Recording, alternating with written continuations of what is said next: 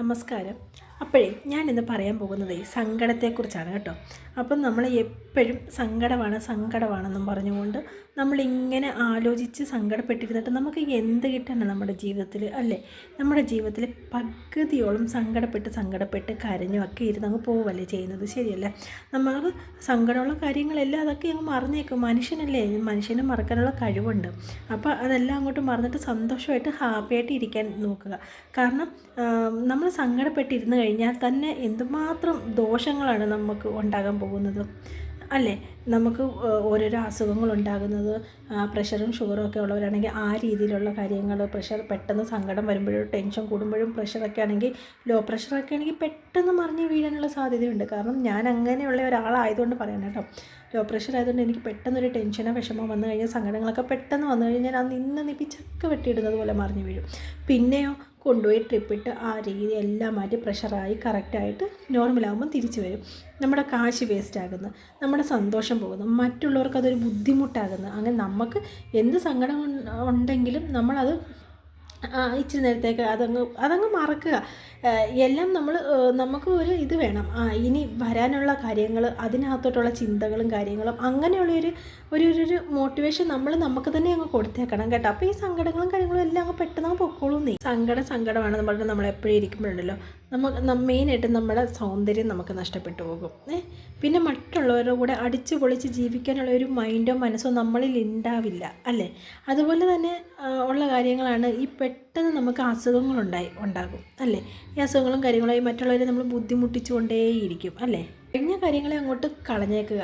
എന്നിട്ട് വരാനിരിക്കുന്ന കാര്യങ്ങളെക്കുറിച്ച് അധികം അങ്ങോട്ട് ഓർക്കാതിരിക്കുക. ഇപ്പം നടക്കുന്നത് എന്തോ ആ കാര്യങ്ങൾ കറക്റ്റായിട്ട് സന്തോഷമായിട്ട് ആ കാര്യങ്ങൾ കറക്റ്റായിട്ട് കൊണ്ടുപോവുക കേട്ടോ. അപ്പം തന്നെ നമുക്ക് അത്യാവശ്യം നമ്മൾ ഹാപ്പി ആയിക്കോളും. നമ്മൾ വല്ലപ്പോഴും കഴിഞ്ഞ കാര്യങ്ങളൊക്കെ വല്ലപ്പോഴും ഓർക്കുക. അതങ്ങ് എടുത്ത് തലയിലോട്ട് വെച്ചിട്ട് അതിൽ സങ്കടപ്പെട്ട് അങ്ങനെയൊന്നും ഇരിക്കേണ്ട. പിന്നെ ഇനി വരാനുള്ള കാര്യങ്ങൾ, അയ്യോ അങ്ങനെ എന്താകും ഏതാകും എന്നൊക്കെയുള്ള ആ ഒരു സങ്കടങ്ങൾ, മനുഷ്യരല്ലേ എല്ലാവരും, ഇന്ന് ജനിച്ചാൽ നാളെ മരിക്കുന്ന ആൾക്കാരാണ്.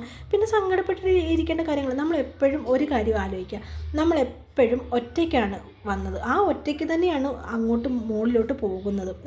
നമ്മൾ ഇവിടെ വന്നതിന് ശേഷമുള്ള കൂട്ടാണ് നമുക്കെല്ലാം, മിത്രങ്ങളായാലും അച്ഛനായാലും അമ്മയായാലും നമ്മുടെ ഭർത്താവായാലും മക്കളായാലും അങ്ങനെ എല്ലാം. ഇപ്പം എന്നിട്ട് നമ്മൾ ഒറ്റയ്ക്ക് തന്നെയല്ലേ മണ്ടയ്ക്കോട്ട് പോകുന്നത്. പിന്നെ നമ്മൾ സങ്കടപ്പെട്ടിരിക്കേണ്ട കാര്യങ്ങളില്ല കേട്ടോ.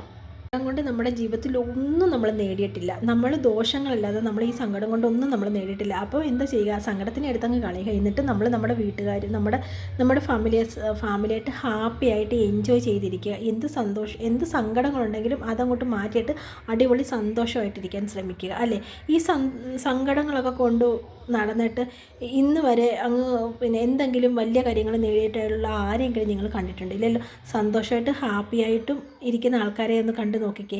അവരുടെ മുഖത്ത് നോക്കുമ്പോൾ തന്നെ ഒരു പ്രത്യേക സൗന്ദര്യം തന്നെയാണ്, അല്ലേ? അതേസമയം സങ്കടമായിട്ടിരിക്കുന്നവരുടെ മുഖം നോക്കിയാലോ, കരഞ്ഞും കുമ്മി എപ്പോഴും കണ്ടടവും മാടി ഇങ്ങനെ മാറിയിരിക്കുന്നവരുടെ മുഖത്ത് നോക്കിയാൽ അവരുടെ അടുത്തോട്ട് നമ്മൾ അധികം മാക്സിമം അടുക്കാൻ പോലും നമ്മൾ ശ്രമിക്കാറില്ല. കാരണം അയ്യോ വയ്യേ ഇങ്ങനെ കരഞ്ഞും കൂവി അങ്ങനെ ഇരിക്കുന്ന ആൾക്കാരോട് മാക്സിമം ആൾക്കാർ അടുക്കാൻ പോലും ശ്രമിക്കാറില്ല. എപ്പോഴും ചിരിച്ച് ഒരു മുഖത്തോടുകൂടി സന്തോഷവതിയായിട്ടിരിക്കുമ്പോൾ തന്നെ ഒരു ഐശ്വര്യമാണ് മുഖത്ത്.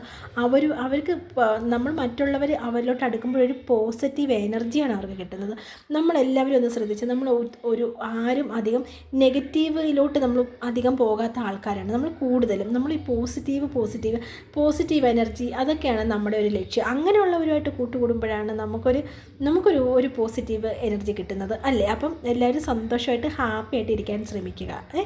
അപ്പം എന്തെങ്കിലും ബുദ്ധിമുട്ടും വിഷമങ്ങളും ഇല്ലാത്തതായിട്ട് ഈ ലോകത്ത് ആരും തന്നെ ഉണ്ടാവത്തില്ല. അപ്പോൾ എന്താ ചെയ്യുക, അപ്പോൾ ഈ വിഷമങ്ങളെയൊക്കെ തൽക്കാലത്തേക്ക് അങ്ങ് മാറ്റുക. കാരണം കാലം മായ്ക്കാത്ത മുറിവുകളും ഒന്നും ഈ ലോകത്തില്ല. അപ്പോഴെന്താ ചെയ്യേണ്ടത്, കാലം മായ്ക്കും, അത് മായ്ച്ചോളും. അതാണ് കാലത്തിൻ്റെ ആ ഒരു നിഗമനം തന്നെ അതാണ്. അപ്പം കാലം മായ്ക്കാത്ത മുറിവുകളും കാര്യങ്ങളും ഒന്നും ഇല്ലാത്തത് കൊണ്ട് നമ്മൾ ആ മുറിവുകളൊക്കെ എടുത്തങ്ങ് മാറ്റിയേക്കണം എന്ന് പറഞ്ഞിട്ട് നമ്മൾ ഇനി ആ മുറിവിലോട്ട് പോകാതിരിക്കാൻ മാക്സിമം ശ്രമിക്കുകയും കൂടെ ചെയ്യണം കേട്ടോ. എന്നിട്ട് നല്ല ഹാപ്പി ആയിട്ട് മക്കളും ഹസ്ബൻഡോ വൈഫോ അങ്ങനെ അച്ഛനമ്മ അങ്ങനെ എല്ലാവരുമായിട്ട് ഹാപ്പിയായിട്ട് ജീവിക്കാൻ നോക്കുക. അല്ലാതെ കണ്ട് എപ്പോഴും സങ്കടപ്പെട്ട് എനിക്കത് പറ്റിയല്ലോ, എനിക്കങ്ങനെ ഒരു ഇതൊന്നും പറ്റിയല്ലോ, ഇനിയും പറ്റുമോ എന്നൊക്കെ ചിന്തിച്ച് അതൊക്കെ ആ മൈൻഡൊക്കെ കളയുക. എന്നിട്ട് വരുന്നിടത്ത് വെച്ച് നമുക്ക് കാണാം ഇപ്പം നമ്മൾ ഹാപ്പിയാണല്ലോ, ഇപ്പോഴത്തെ എങ്ങനെയാണ് അതാണ് നമ്മുടെ ലൈഫ്. ഓക്കെ, അപ്പോൾ അങ്ങനെ സന്തോഷമായിട്ടിരിക്കാൻ നോക്കുക. നമ്മുടെ ജീവിതം സൂപ്പർ സെറ്റാകും, അടിപൊളിയാകും. Okay, bye, see U.